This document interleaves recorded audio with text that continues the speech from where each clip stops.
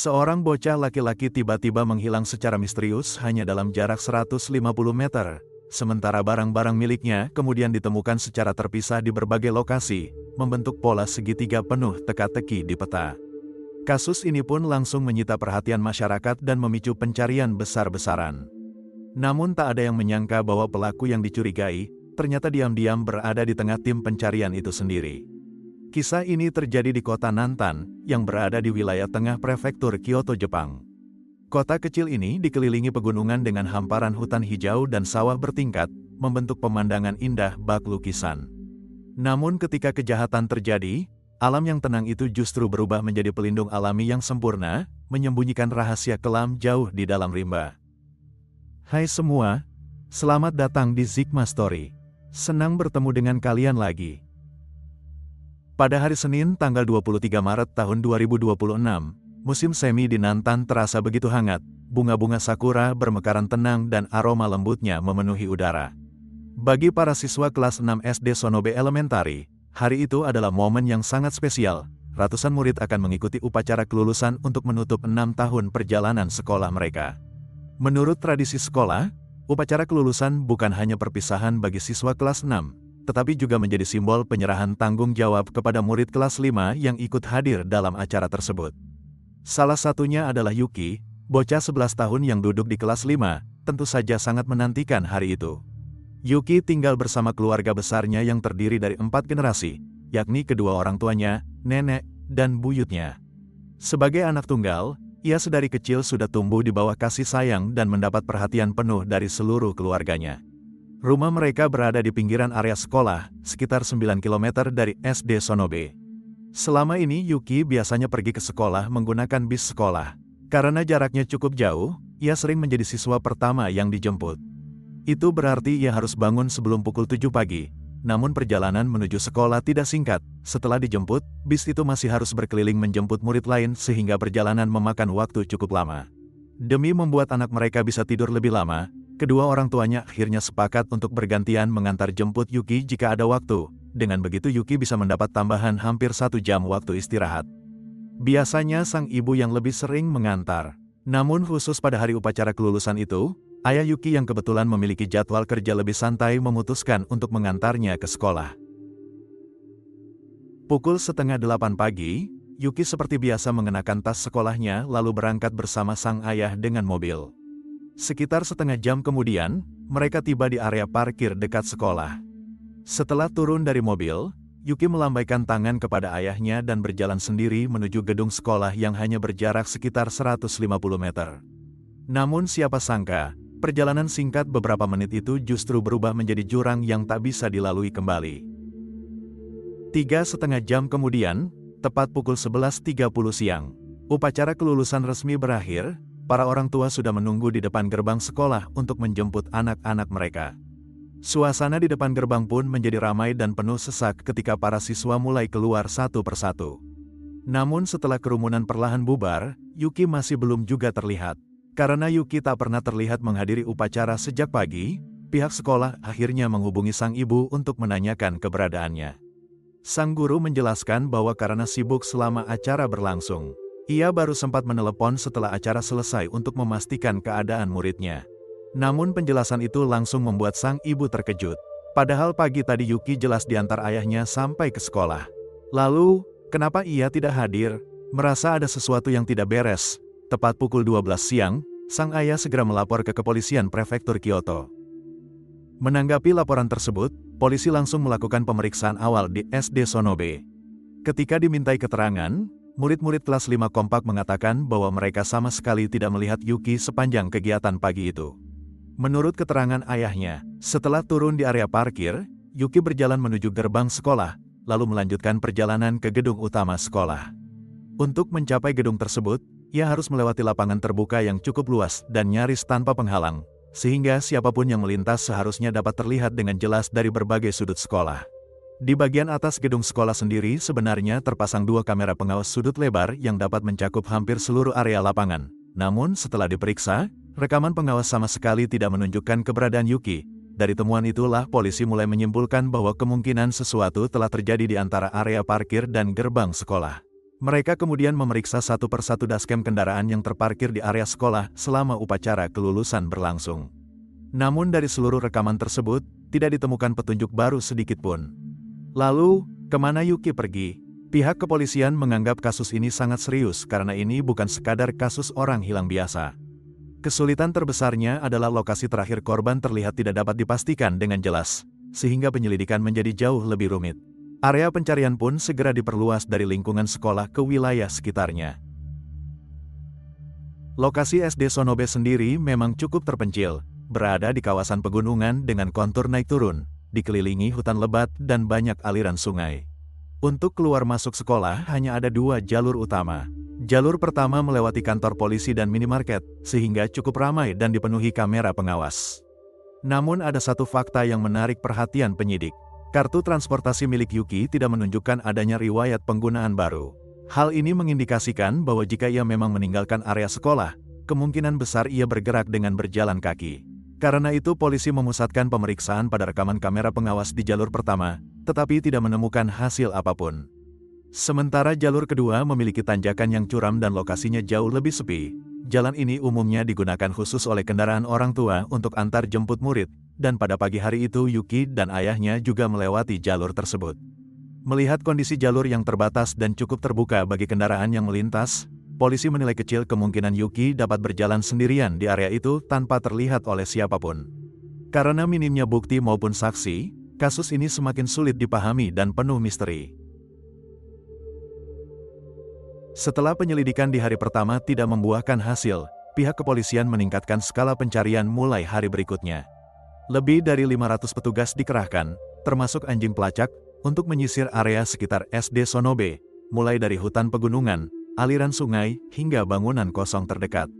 Pada saat yang sama, polisi juga mengunggah pengumuman orang hilang di situs resmi mereka, lengkap dengan foto serta ciri-ciri Yuki, dan meminta bantuan masyarakat untuk memberikan informasi.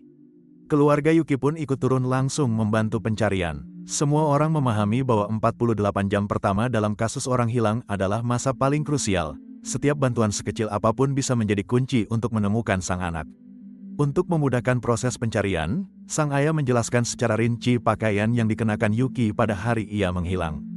Yuki memakai topi kuning, hoodie putih bernomor 84, jaket hitam abu-abu, celana panjang warna kaki, sepatu olahraga hitam, serta membawa tas sekolah kuning. Semua detail itu bersama foto Yuki, dicetak dalam selebaran orang hilang yang kemudian dibagikan dan ditempel di berbagai sudut jalan oleh keluarganya. Bahkan neneknya yang ikut membesarkan Yuki sejak ia masih kecil, tetap memaksa ikut mencari meski kondisi kakinya sudah tidak kuat. Ia berjalan terlatih-tatih menyusuri jalan pegunungan yang terjal di sekitar sekolah. Di tepi sebuah sungai kecil dekat sekolah, sang nenek terus mondar-mandir sambil menahan tangis karena rasa cemas yang begitu besar.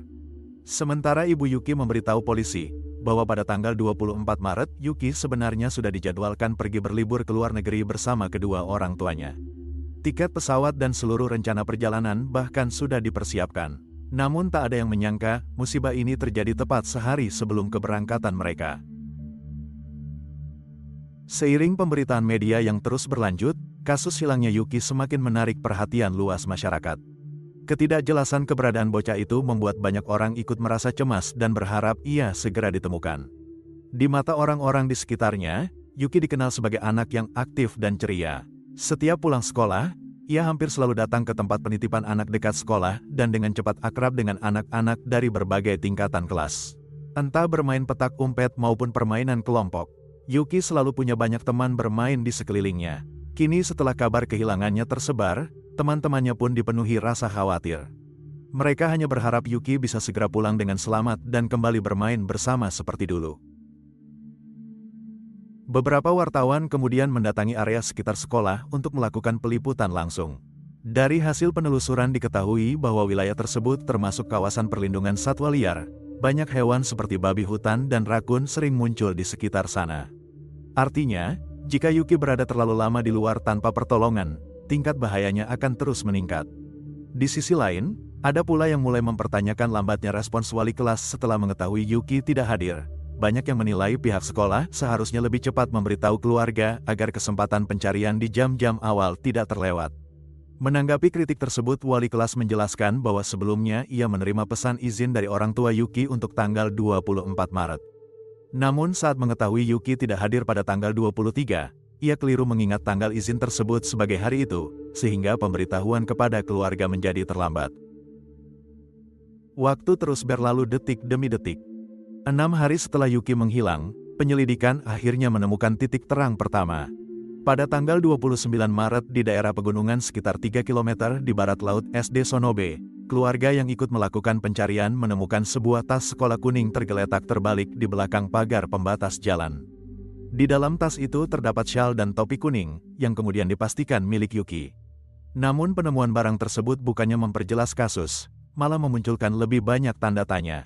Lokasi ditemukannya tas berada di area yang sangat terpencil. Jika berjalan kaki dari sekolah dengan kecepatan normal orang dewasa sekalipun, perjalanan menuju tempat itu membutuhkan waktu hampir 50 menit.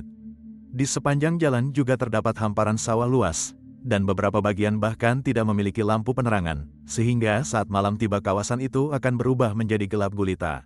Seorang warga setempat mengatakan bahwa bahkan orang lokal yang hafal medan pun jarang berjalan sendirian di sana.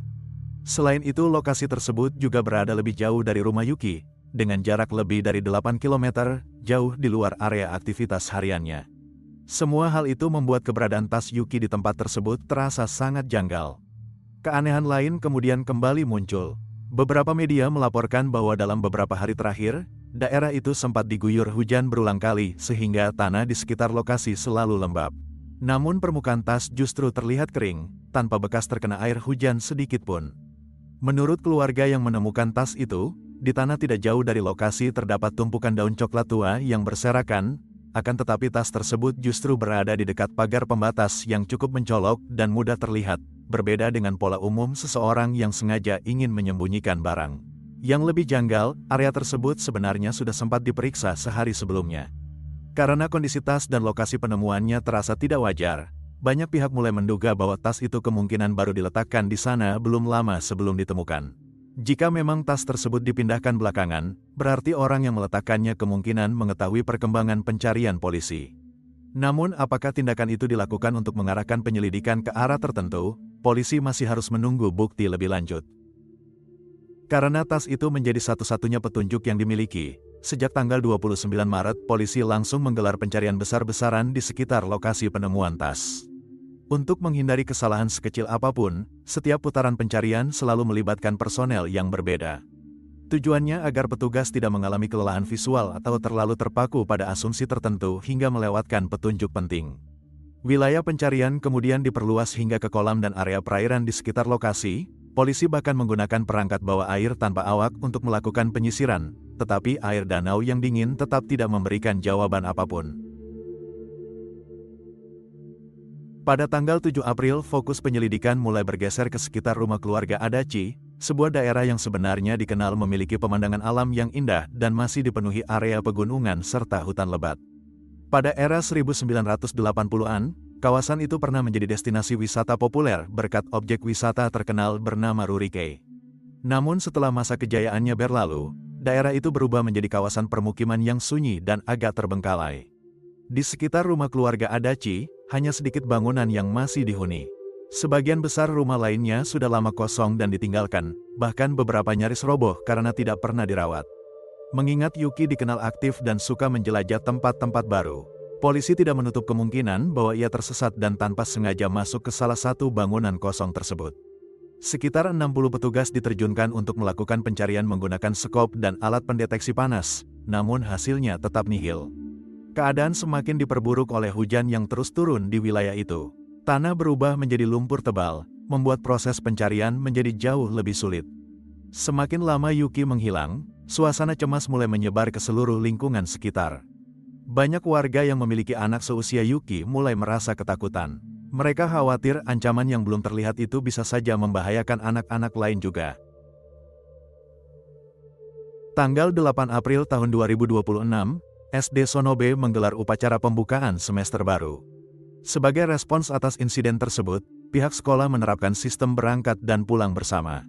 Para orang tua dan relawan membentuk tim pengawal yang akan mendampingi murid sepanjang perjalanan.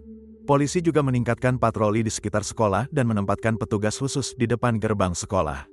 Sebagai tanggapan atas kelalaian yang terungkap dalam kasus ini, pihak sekolah mengadakan pertemuan khusus dengan para wali murid dan secara resmi meminta maaf karena terlambat menghubungi keluarga Yuki. Sekolah juga berjanji bahwa apabila ada kejadian tidak biasa di masa mendatang, pihak mereka akan menghubungi orang tua murid maksimal dalam waktu 15 menit. Selain itu, pihak sekolah juga mengatakan akan bekerja sama dengan kepolisian dan komite pendidikan kota untuk menambah kamera pengawas di jalur pergi dan pulang sekolah. Mereka juga melonggarkan aturan sekolah dengan mengizinkan murid membawa ponsel atau perangkat yang memiliki fitur GPS, sesuatu yang sebelumnya dilarang keras. Namun di balik berbagai perubahan yang mulai diterapkan sekolah, satu kenyataan pahit masih belum berubah, keberadaan Yuki tetap menjadi misteri. Hingga tanggal 10 April, polisi telah mengerahkan lebih dari 1.400 personel dalam operasi pencarian, dan menerima lebih dari 320 laporan petunjuk dari masyarakat. Namun sayangnya tak satu pun yang berhasil menjadi informasi penting. Pada tanggal 12 April atau tepat 20 hari setelah Yuki menghilang, penyelidikan akhirnya menemukan petunjuk baru. Di kawasan pegunungan sekitar 6 km di barat daya sekolah, ditemukan sepasang sepatu olahraga hitam yang dikenakan Yuki pada hari ia menghilang. Namun pencarian di hari berikutnya justru membawa kabar paling menyakitkan. Tanggal 13 April pukul 16.45, di sebuah jalan setapak hutan sekitar 2 km di selatan SD Sonobe, polisi menemukan sesosok jenazah. Lokasi tersebut sangat terpencil dan hampir tidak pernah dilewati orang maupun kendaraan. Tubuh tersebut ditemukan dalam posisi telentang. Pakaian yang dikenakannya terlihat begitu familiar, jaket hitam abu-abu dan celana warna kaki. Setelah dilakukan pemeriksaan melalui pencocokan gigi, identitasnya dipastikan sebagai Yuki, yang telah hilang selama berminggu-minggu. Tidak ditemukan luka luar yang jelas pada tubuh Yuki. Diperkirakan ia meninggal pada akhir bulan Maret, namun penyebab kematiannya masih belum diketahui. Saat ditemukan, Yuki tidak mengenakan sepatu. Padahal lokasi ditemukannya jasad berada sekitar 4 km dari tempat ditemukannya sepatu sebelumnya. Dengan kondisi hutan pegunungan yang dipenuhi bebatuan dan ranting kering, hampir mustahil seseorang berjalan sejauh itu tanpa alas kaki. Berdasarkan berbagai temuan tersebut, arah penyelidikan mulai bergeser dari kasus orang hilang menjadi dugaan pembunuhan. Kenyataan yang begitu kejam ini membuat banyak orang yang mengikuti kasus tersebut merasa sangat terpukul, setelah lebih dari 20 hari dipenuhi kecemasan dan doa, yang datang justru akhir paling buruk. Demi menjaga kondisi mental para siswa, SD Sonobe memutuskan untuk sementara menghentikan kegiatan belajar. Banyak warga datang ke lokasi untuk memberikan penghormatan terakhir. Mereka meletakkan bunga, permen, dan berbagai jenis minuman di sana, seolah berharap jiwa kecil itu tidak lagi merasa takut ataupun lapar dalam perjalanannya menuju dunia lain. Di tengah suasana duka itu, berbagai kenangan tentang Yuki perlahan mulai kembali diceritakan oleh orang-orang di sekitarnya. Semasa hidupnya, Yuki sangat dekat dengan anjing peliharaan milik tetangganya. Anjing itu berukuran cukup besar sehingga anak-anak lain biasanya takut mendekat. Namun Yuki berbeda, ia sama sekali tidak pernah takut dan selalu dengan santai membelai serta memeluk anjing tersebut. Kedekatan itu tampaknya begitu membekas, hingga pemilik anjing tersebut juga datang membawa bunga ke lokasi untuk mengucapkan perpisahan kepada tetangga kecil mereka yang begitu baik hati.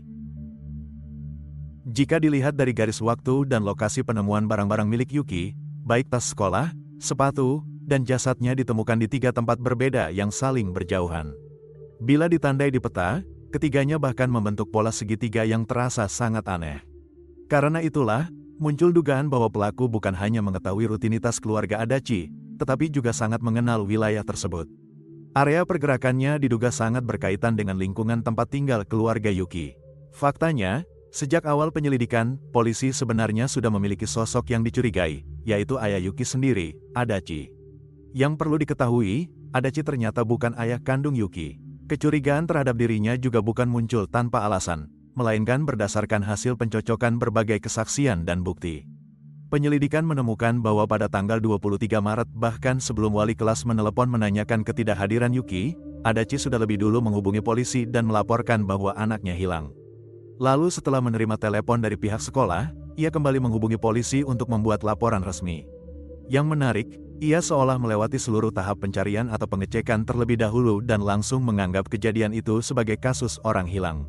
Pemeriksaan latar belakang pekerjaannya juga memunculkan hal mencurigakan lainnya. Pada pagi hari tanggal 23 Maret, Adachi tiba-tiba mengambil cuti kerja tanpa pemberitahuan sebelumnya. Polisi menilai bahwa pada hari kejadian ia memiliki cukup banyak waktu untuk bergerak sendirian, sehingga perlu diperiksa lebih lanjut. Di tengah penyelidikan itu, polisi juga menemukan kejanggalan pada selebaran orang hilang Yuki.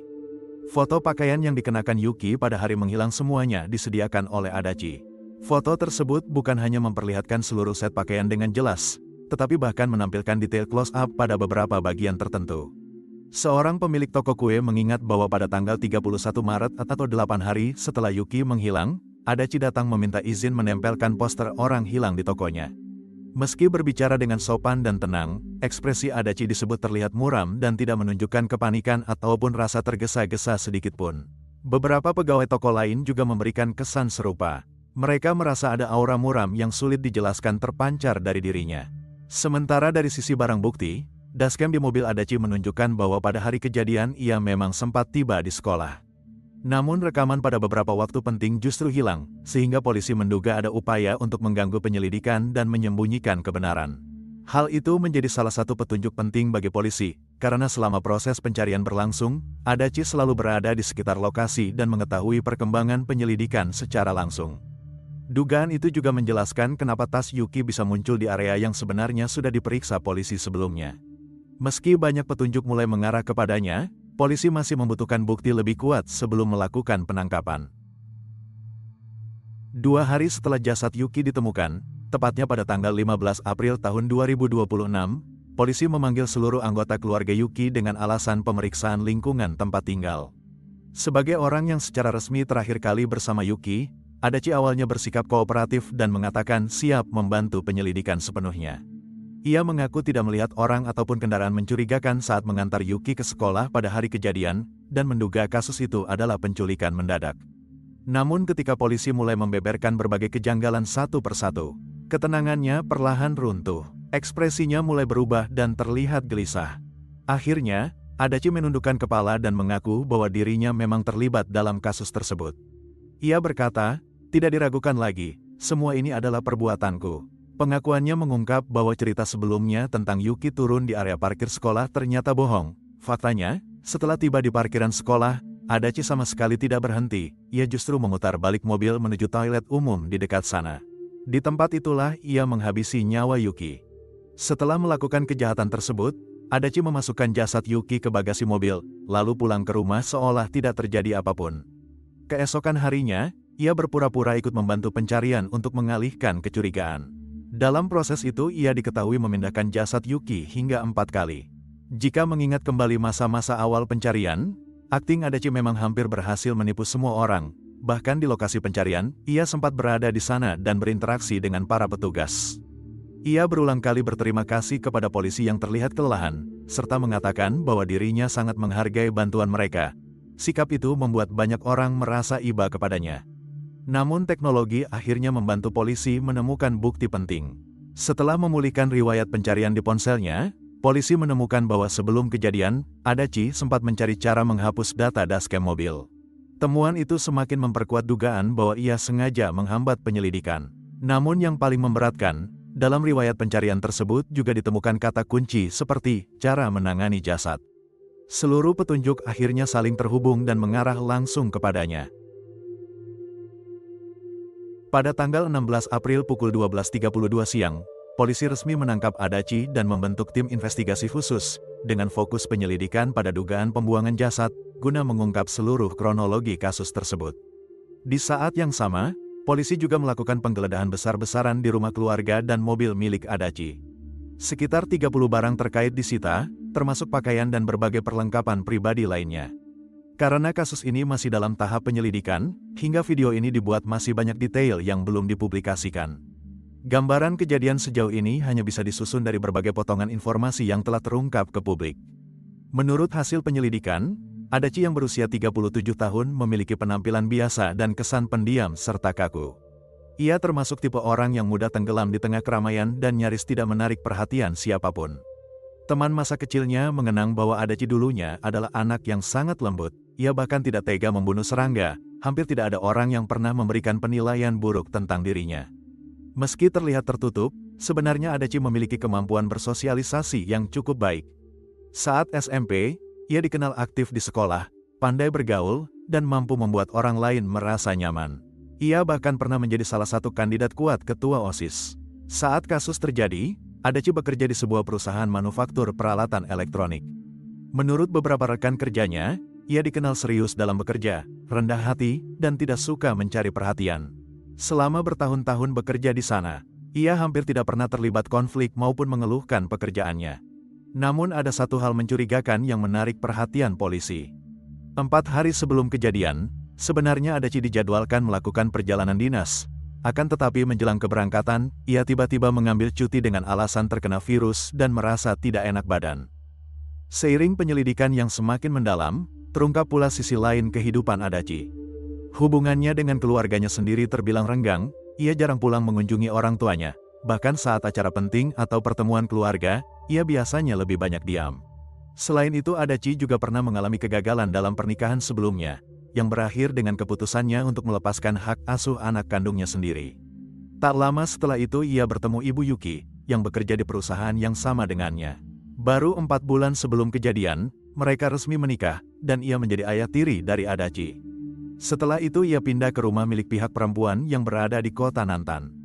Namun entah karena alasan apa, keluarga pihak perempuan tidak menyetujui pernikahan ini. Bahkan sebelum jenazah ditemukan, anggota keluarga lain sudah mulai mencurigai bahwa Adachi adalah pelaku utama, dan beberapa kali melaporkannya kepada polisi karena menganggap perilakunya mencurigakan. Ketika mendengar bahwa Adachi telah ditangkap, seorang tetangga sangat terkejut. Ia pernah beberapa kali melihat Adachi bersama anak tirinya bermain bola di taman, berjalan-jalan di jalan, atau pergi makan bersama, semuanya tampak hangat dan normal. Tetangga itu sama sekali tidak bisa menghubungkan sosok ayah tiri yang lembut tersebut dengan seorang pembunuh keji. Namun sebuah kesaksian dari seorang wanita lanjut usia justru mulai membuka celah kebenaran. Menurutnya, tidak lama sebelum kejadian, ia tanpa sengaja melihat Adachi melakukan kekerasan terhadap Yuki. Meski kekerasannya tidak terlalu berat, saat itu sang nenek hanya menganggapnya sebagai bentuk disiplin orang tua terhadap anak dan tidak memikirkannya lebih jauh. Namun jika diingat kembali sekarang, itu mungkin merupakan tanda bahaya. Perilaku Yuki di sekolah juga menunjukkan adanya ketegangan dalam hubungan ayah dan anak tiri tersebut. Beberapa siswa melaporkan kepada polisi bahwa ketika membicarakan ayah tirinya, Yuki menunjukkan rasa benci yang jelas, sikap penolakan yang kuat, bahkan meminta agar nama itu tidak disebutkan. Ia juga pernah mengatakan dengan tegas bahwa ia tidak menantikan perjalanan luar negeri yang sudah direncanakan. Selain itu diduga akibat konflik tersebut, kondisi mentalnya sebelum kejadian tidak stabil, ia terkadang menghabiskan sepanjang hari di ruang kesehatan sekolah karena suasana hati yang buruk. Pada tanggal 19 April 3 hari setelah penangkapan Adachi, polisi melakukan pemeriksaan terhadap sebuah toilet umum yang terletak antara rumah keluarga Yuki dan sekolah dasar setempat. Mengingat tempat itu menyediakan air dan tisu gratis, polisi menduga lokasi tersebut juga digunakan oleh Adachi untuk menghilangkan jejak kejahatan. Di tengah perhatian publik yang begitu besar, sejumlah pakar justru memberikan penilaian positif terhadap strategi penyelidikan polisi. Sebelum jasad Yuki ditemukan, dalam pengumuman resminya, polisi terus meminta masyarakat yang memiliki informasi untuk menghubungi Divisi Keamanan Kehidupan Kota Nantan, seolah kasus ini masih dianggap sebagai kemungkinan anak kabur dari rumah dan belum dikategorikan sebagai tindak kriminal. Diduga langkah itu sengaja dilakukan untuk memberikan rasa aman palsu kepada Adachi agar ia lengah, dan tanpa ia sadari, polisi sebenarnya sudah mengawasinya secara diam-diam sejak awal. Baru setelah bukti semakin kuat, kepolisian secara resmi memindahkan penanganan kasus dari Divisi Keamanan Umum ke Divisi Kriminal. Namun di tengah derasnya pemberitaan mengenai kasus ini, banyak pula informasi tidak akurat yang ikut beredar. Salah satunya ada media yang menayangkan rekaman udara dari helikopter tepat pada hari jasad Yuki ditemukan. Dalam tayangan tersebut kondisi lokasi bahkan terlihat cukup jelas. Banyak pihak mengkritik tindakan itu karena dianggap tidak menghormati korban dan berpotensi melukai perasaan keluarga maupun teman-teman Yuki. Gelombang opini publik juga ikut mengarah kepada Ibu Yuki. Sebagian orang menuduhnya terlalu egois saat memilih menikah lagi dan dianggap tidak memperhatikan perasaan anaknya.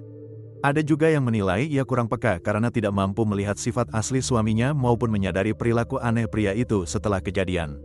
Namun di sisi lain, banyak pula yang berpendapat lebih rasional. Mereka menilai sang ibu sebenarnya juga korban dari tragedi ini. Ia sama sekali tidak berniat menyakiti anaknya. Tetapi dalam waktu hanya beberapa bulan harus mengalami perubahan hidup yang begitu kejam. dari kebahagiaan pernikahan baru hingga kehilangan putranya sendiri, dan pada akhirnya menghadapi kehancuran keluarganya. Beberapa media melaporkan bahwa Adachi diperkirakan akan resmi didakwa pada Mei tahun 2026. Saat proses persidangan dimulai nanti, motif sebenarnya dan berbagai detail lain dari kasus ini kemungkinan akan mulai terungkap ke publik. Itulah cerita hari ini. Terima kasih telah menonton.